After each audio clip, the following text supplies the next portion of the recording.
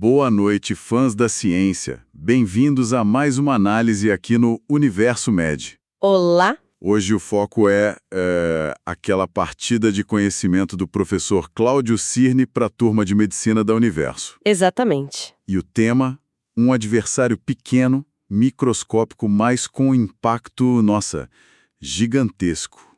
Os vírus. A gente entra em campo hoje para entender esses seres, né? Que ficam ali na fronteira do vivo. É isso mesmo. Uma análise que leva a gente direto para essa zona meio cinzenta, sabe? Entre o químico e o biológico. Vamos investigar as táticas, os jogadores principais e, claro, as reviravoltas dessa disputa que acontece, assim, dentro das nossas células mesmo. Então, preparem-se. A missão aqui é decifrar a estrutura, a origem, que é bem enigmática, e as estratégias de ataque desses competidores invisíveis. Vamos lá, para começar o básico. Quem são esses jogadores em campo? As fontes do professor Cirne definem eles como estruturas infecciosas, né? Acelulares. Isso, sem células próprias, com um genoma que pode ser DNA ou RNA. E o ponto-chave: só se multiplicam se usarem a maquinaria de uma célula viva. Uma dependência total do hospedeiro, então. Essa é a definição clássica, né? E o ponto central de tudo: eles não têm metabolismo próprio, não conseguem fabricar as proteínas sozinhos, são, essencialmente, parasitas intracelulares obrigatórios. E isso já joga a gente direto na primeira grande polêmica, né? Com certeza, aquela disputa conceitual. Vírus são seres vivos ou não são? E que disputa! Nossa, a escalação dos vírus na árvore da vida divide a torcida científica. É quase um VAR da biologia. Quais são os argumentos de cada lado dessa partida? Bom, de um lado a gente tem a corrente que é contra a inclusão na árvore da vida. Os argumentos são fortes. Quais são? Dizem que vírus não se encaixam na definição clássica de vida, não têm células, são inertes fora do hospedeiro, não têm metabolismo próprio, como eu disse. Certo. Apontam também que eles parecem ter várias origens diferentes, são polifiléticos, que a gente chama, não têm um ancestral viral comum, conhecido, e mais, eles frequentemente roubam genes das células. Ah, interessante isso. Isso sugere que talvez eles tenham evoluído a partir das células, e não antes delas. Entendi. Mas o outro time vem forte também, principalmente depois daquela descoberta dos vírus gigantes, né? Exato. Quais os argumentos a favor da inclusão? Então, essa turma argumenta que a questão de estar vivo é quase filosófica, sabe? Eles destacam a imensa virosfera, que é o conjunto de todos os vírus, e o papel ecológico fundamental que eles têm no planeta. Uhum. E o ponto forte, como você mencionou, são os vírus gigantes, tipo mimivírus. Eles são enormes, super complexos e o mais incrível, tem genes que antes a gente só via em células. Sério? Tipo quais? Alguns genes ligados até à produção de proteínas. Isso, borra completamente a linha divisória que a gente imaginava. E alguns genes virais até sugerem uma origem tão antiga quanto ou talvez até anterior às primeiras células. Espera aí, então a descoberta dos gigantes não só desafia a definição do que é um vírus, mas pode até mexer com a ideia da árvore da vida em si. Precisamente. E aí conecta com uma terceira visão, que é mais radical ainda. E qual seria? Talvez o próprio conceito de uma única árvore da vida, com um ancestral comum único, o Luca, para tudo, talvez seja limitado demais para hoje. Como assim? É que existe uma troca intensa de genes entre organismos diferentes, sabe? A chamada transferência horizontal de genes. Isso cria mosaicos genéticos. É como se os jogadores trocassem de camisa ou até de habilidade no meio do campeonato. Que analogia boa. E os vírus gigantes, com toda a complexidade deles, reforçam essa ideia. A evolução da vida talvez seja mais uma rede toda interconectada do que uma árvore com galhos bem separadinhos. Uau, entendi. É tipo questionar as regras do jogo enquanto ele tá rolando. Se definir se eles são vivos já é esse nó todo, imaginar de onde eles vieram deve ser um desafio maior ainda. Quais são as hipóteses, as teorias sobre a origem desses jogadores? Como eles entraram em campo? Olha, basicamente, a gente tem duas grandes linhas de pensamento. Duas filosofias de jogo, digamos assim. A primeira é a cell first, ou célula primeiro. Ok. Essa sugere que os vírus surgiram depois que as células já existiam. E dentro dessa linha tem duas ideias principais. Uma é a hipótese do escape. Escape? Como assim? A ideia é que componentes da célula, tipo genes ou pedaços de RNA, teriam fugido, escapado mesmo da célula e se tornado autônomos, independentes. Quase como um craque que sai do time principal para montar a própria equipe? É uma boa analogia, sim. A outra ideia, dentro do cell first, é a hipótese da redução. Redução. Propõe que os vírus vieram de células parasitas, que com o tempo foram perdendo funções, perdendo estrutura, sabe? Foram degenerando, ficando cada vez mais dependentes e simples. Ah, entendi. Como um time grande que foi sendo rebaixado, perdendo jogadores, até virar uma equipe mínima, super especializada em parasitar. Exato, essa é a ideia. Faz sentido. E qual a outra grande linha de pensamento sobre a origem? Essa é a vírus first, ou vírus primeiro. Essa é mais ousada. Ela sugere que os vírus surgiram antes das células, ou pelo menos junto com as primeiras protocélulas. Talvez como moléculas que conseguiam se replicar sozinhas num mundo de RNA antigo ou em compartimentos químicos pré-bióticos. Nossa, e tem mais? Tem uma versão ainda mais radical dessa hipótese. Ela propõe que vírus ancestrais foram cruciais para a própria origem dos 3 domínios da vida: bactérias, árqueas e eucariotos. Como assim, cruciais? Talvez introduzindo a tecnologia do DNA em células que antes só usavam RNA. Imagina só. Uau, isso muda tudo. Coloca os vírus quase como fornecedores de tecnologia para a vida lá no começo. Mas, como isso se encaixa com o que a gente sabe sobre o último ancestral comum universal, o LUCA? Aí está o grande desafio dessa hipótese vírus first. A gente consegue hoje rastrear a linhagem de toda a vida celular atual até o LUCA. Ele era um organismo já bem complexo que viveu bilhões de anos atrás. Certo. Mas para os vírus, a gente não tem esse elo perdido universal. Não existe um gene ou uma característica que esteja presente em todos os vírus e que permita construir uma árvore filogenética viral unificada, como a gente faz para as células. A origem deles ainda é um quebra-cabeça, sabe? Com peças faltando e talvez peças que nem são da mesma caixa. Um mistério que persiste. Mas uma coisa é certa, esses jogadores não são novatos, né? Eles estão em campo há muito, muito tempo.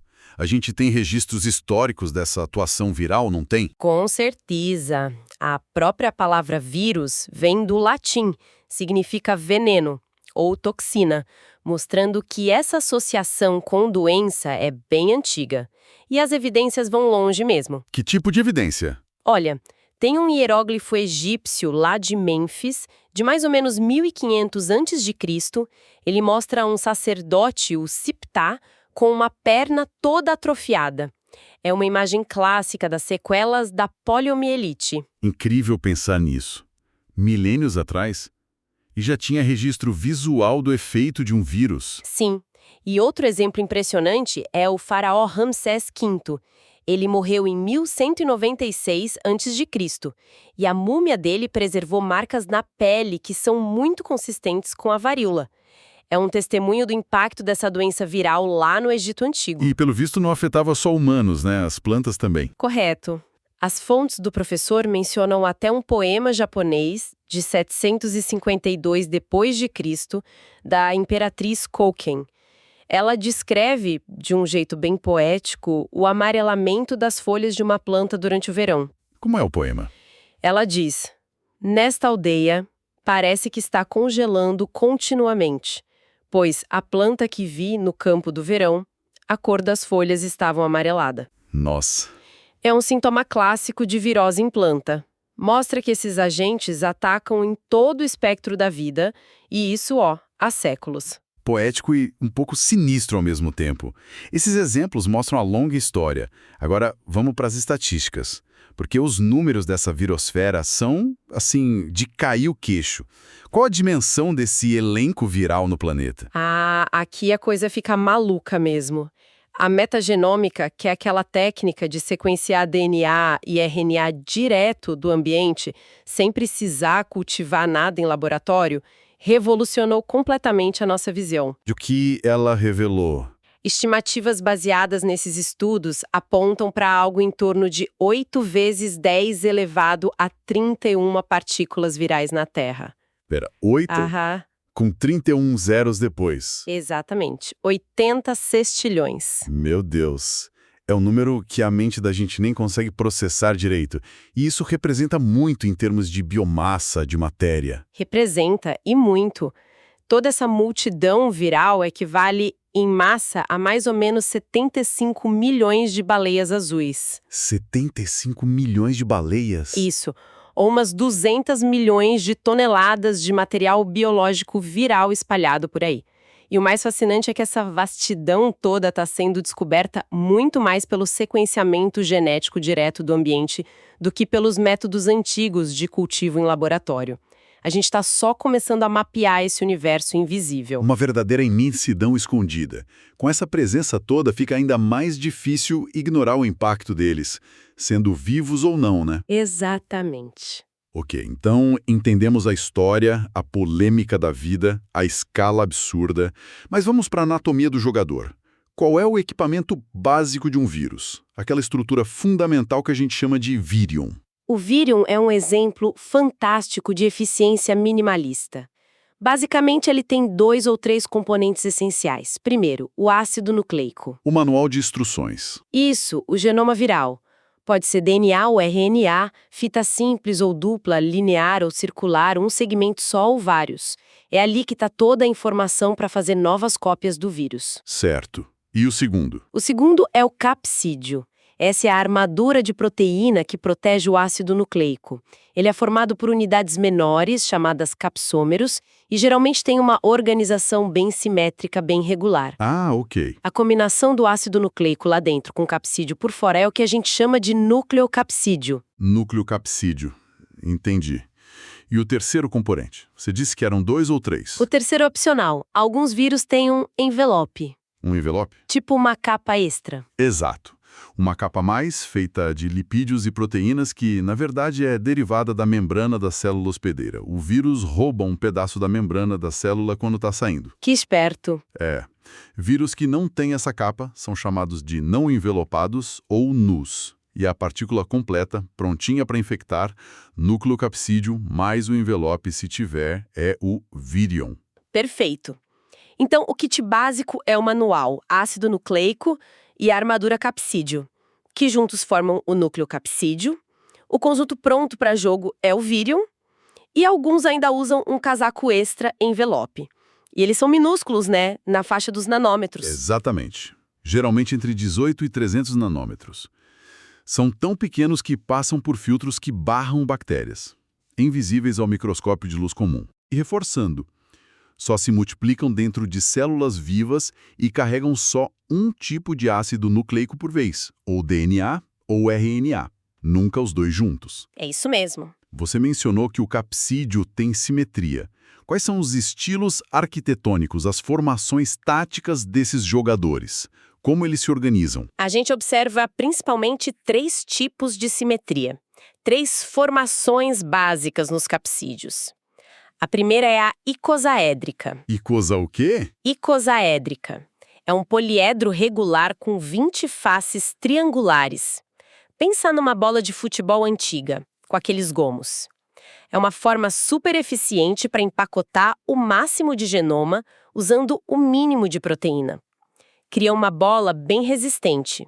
E pode ter ou não envelope. Ok, tipo uma bola geométrica. E a segunda? A segunda é a helicoidal. Aqui, as proteínas do capsídio se arranjam em espiral ao redor do ácido nucleico, formando tipo que uma mola ou um tubo oco. Também pode ser envelopado ou não envelopado. O vírus do mosaico do tabaco é um exemplo clássico. Entendi, como uma escada em caracol. E a terceira forma? E, por fim, tem a simetria complexa. Essa é uma categoria meio pega-tudo para vírus que não se encaixam direitinho nas outras duas. Podem combinar elementos das duas, tipo icosaédrico e helicoidal, ou ter estruturas bem únicas. Tem exemplo? O exemplo clássico são os bacteriófagos, aqueles vírus que infectam bactérias. Eles têm uma cabeça icosaédrica, onde fica o DNA, e uma cauda helicoidal que funciona como uma seringa para injetar esse DNA na bactéria. Nossa, que sofisticado. É. E os poxvírus, como o da varíola, também são complexos, têm um formato meio de tijolo, com estruturas internas elaboradas. São diferentes formas para diferentes estratégias de ataque e de infecção. Falamos rapidamente deles antes, mas acho que vale o destaque de novo. Os vírus gigantes. Eles não são só maiores, né? Eles meio que mudaram as regras do jogo da virologia, certo? Completamente. A descoberta dos mimivírus, depois pandorávírus, megavírus, que fazem parte daquele grupo NCL-DV, foi um divisor de águas total na área. Por quê? Só pelo tamanho. O tamanho já choca, né?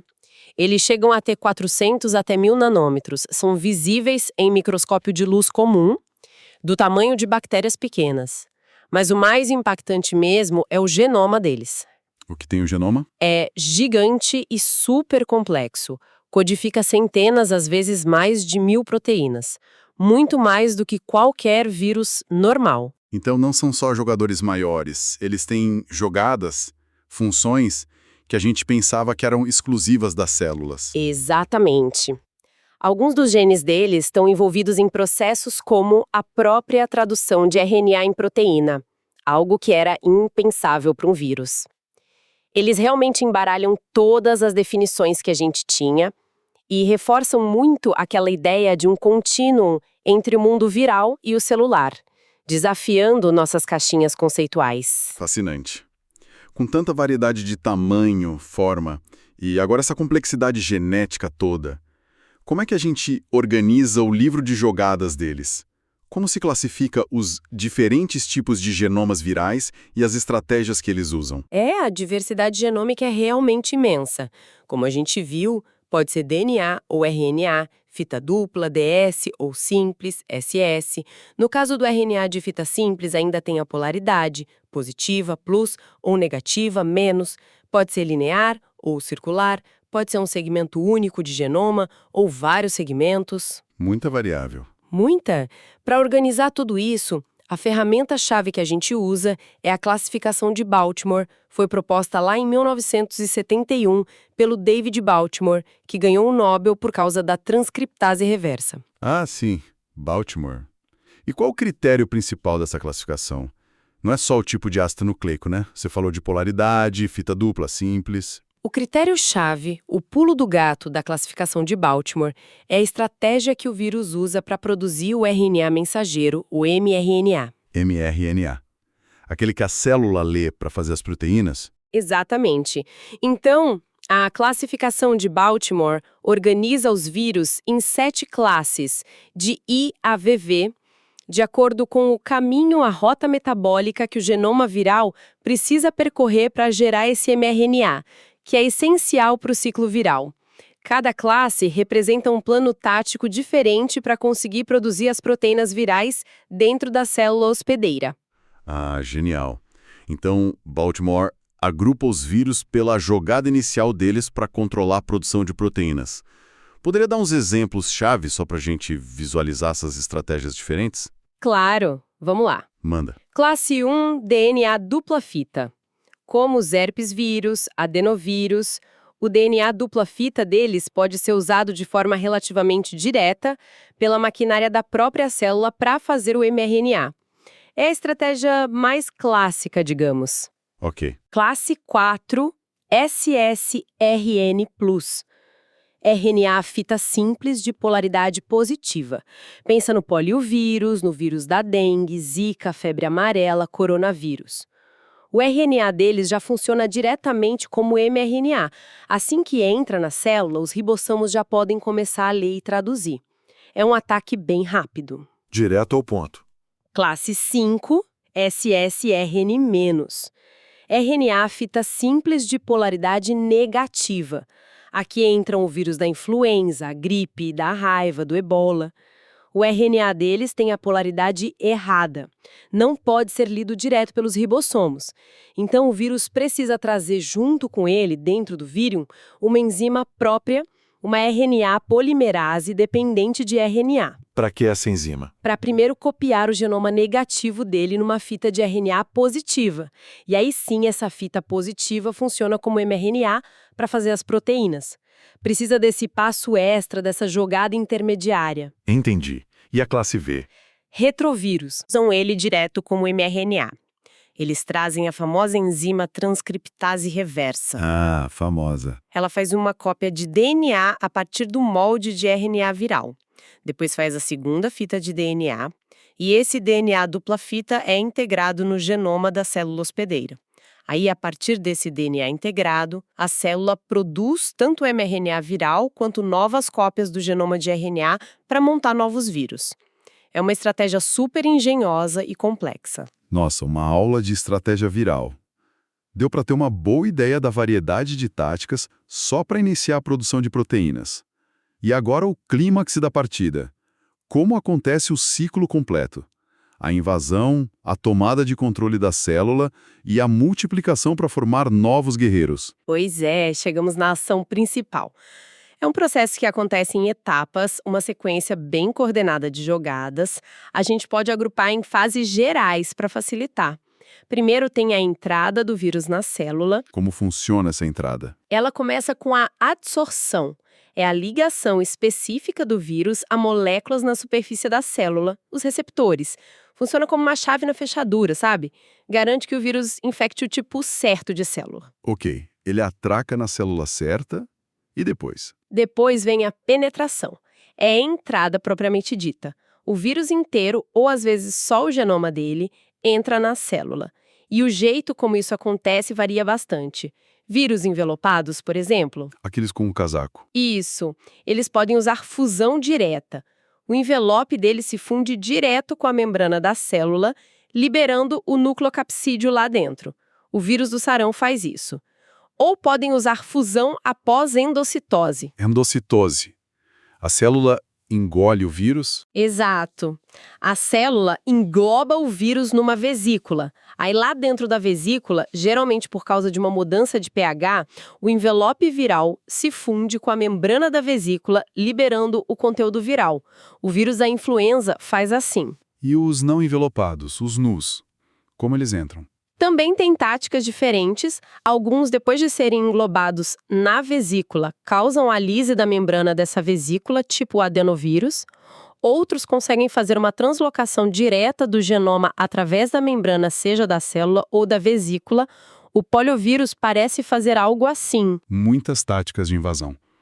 E depois que ele está lá dentro, tem o desnudamento, né? Sim, a etapa final da entrada é o desnudamento, é a remoção da armadura. O capsídeo tem que se abrir, se desmontar, para liberar o ácido nucleico viral no lugar certo dentro da célula, seja no citoplasma ou no núcleo, dependendo do vírus, para ele poder começar a trabalhar. Então, a primeira fase é basicamente achar a célula certa, entrar e tirar o disfarce ou a armadura. O que acontece depois que o genoma está livre? Aí vem a fase que a gente pode chamar de tomada de controle e replicação, ou biossíntese. É agora que o genoma viral assume o comando. Ele vai usar toda a maquinaria da célula, os ribossomos para fazer proteína, as enzimas da célula, a energia, a ATP, para se multiplicar. É o golpe de estado. Exato. Ele comanda a produção de mRNA viral seguindo a sua estratégia da sua classe de Baltimore, como a gente viu. Depois comanda a tradução desse mRNA em proteínas virais, proteínas para o capsídeo novo, enzimas virais específicas que a célula não tem, etc. Comanda a replicação do próprio genoma viral, fazendo muitas e muitas cópias dele mesmo. E, por fim, comanda a montagem de novas partículas virais, juntando as cópias do genoma com as proteínas do capsídeo recém-fabricadas. É o momento em que a célula sequestrada vira uma fábrica de vírus. Impressionante. E a última etapa. Como esses novos vírus saem para continuar a infecção? A fase final é a saída, ou liberação. Os novos vírus recém-montados precisam sair da célula para poder infectar outras. E, de novo, a tática varia. Como assim? Vírus não envelopados geralmente saem por lise. Eles produzem enzimas que literalmente arrebentam, destroem a célula hospedeira, liberando todos os novos vírus de uma vez só. É uma saída explosiva. Mata a célula e libera a tropa. E os envelopados? Os envelopados costumam sair por um processo mais, digamos, sutil, o brotamento. O nucleocapsídeo viral vai até a membrana da célula ou de alguma organela interna, impura essa membrana e sai brotando, levando um pedaço dessa membrana junto, que vai formar o seu envelope. Ah, e aí ele rouba o envelope na saída. Isso, a vantagem é que esse processo muitas vezes não mata a célula imediatamente. Ela pode continuar liberando o vírus por um tempo. Cada etapa do ciclo, entrada, replicação, montagem e saída, tem suas variações, suas táticas, suas adaptações incríveis. É uma máquina de replicação muito eficiente. Que análise detalhada dessa partida. Então, recapitulando o jogo de hoje aqui no Universo Med, baseado nas fontes do professor Cirne, a gente viu a definição dos vírus, né? Aquela polêmica sobre serem vivos ou não. Isso, a grande disputa conceitual. Vimos as hipóteses sobre a origem misteriosa deles, exemplos históricos que são marcantes, a escala, que é, nossa, astronômica da virusfera. Os 80 sextilhões. Exato. Falamos da estrutura básica, ácido nucleico, capsídeo e o envelope opcional, e das diferentes arquiteturas, as simetrias icosaédrica, helicoidal, complexa. E o impacto dos gigantes, que não podíamos deixar de fora. Com certeza. Os gigantes que bagunçaram o coreto. Vimos a organização estratégica da classificação de Baltimore, com as 7 classes. Fundamental para entender as táticas de replicação. E fechamos com as etapas gerais do ciclo de replicação. Entrada, com adsorção, penetração, desnudamento, a fase de replicação e montagem, e a saída, por lise ou brotamento. Cobrimos bastante terreno. Exatamente. Foi uma exploração desde a eficiência, por exemplo, da simetria icosaédrica, até os paradoxos que os vírus gigantes trazem para a gente. Cobrimos os conceitos fundamentais da virologia de um jeito bem dinâmico, eu acho. E por que essa análise toda importa para quem está ouvindo, para além da sala de aula? Eu acho que entender essas regras do jogo viral é absolutamente crucial hoje em dia. Sem dúvida nenhuma. Afeta diretamente a nossa saúde pública, né? O desenvolvimento de vacinas, de antivirais, impulsiona a biotecnologia e muda até a nossa compreensão de como a própria vida evoluiu no planeta. É um conhecimento essencial mesmo. Com certeza. Compreender esses agentes, seja pensando neles como adversários ou talvez até, quem sabe, como parceiros evolutivos, é fundamental. Não só para a gente poder combater as doenças que eles causam, mas também para a gente apreciar o papel ecológico complexo que eles têm e como eles moldaram e continuam moldando a biosfera através da transferência de genes, da pressão seletiva que eles exercem. E para a gente encerrar, fica aquela provocação final que meio que emerge dessa análise toda. Se a gente considerar as hipóteses vírus first, aquela ideia de que eles podem ter vindo antes ou junto com as células, e essa capacidade imensa que eles têm de carregar e transferir informação genética pelo planeta inteiro. Será que os vírus poderiam ser vistos não apenas como parasitas ou patógenos, mas talvez como motores essenciais da própria evolução? Agentes de inovação genética, talvez até responsáveis por introduzir saltos tecnológicos, como o próprio DNA, lá nas primeiras células? Uma força talvez criativa, disfarçada de adversário? Fica aí a reflexão no ar. Exatamente. Com essa pergunta que balança um pouco as nossas certezas, a gente encerra a nossa análise de hoje aqui no Universo Med. Agradecemos muito a atenção de todos e até a próxima exploração do conhecimento.